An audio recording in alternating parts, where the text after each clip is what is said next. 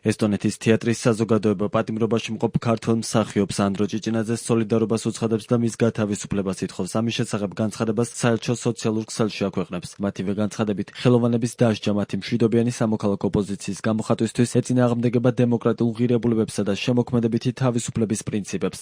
ესტონური თეატრალური საზოგადოება ქართულ ოცნებას მოუწოდებს უზრუნველყოს სამართლიანი სასამართლო პროცესი, დაიცვას გამოხატვისა და შეკრების თავისუფლება და გაათავისუფლოს აქციების გამო დაკავებული პირები.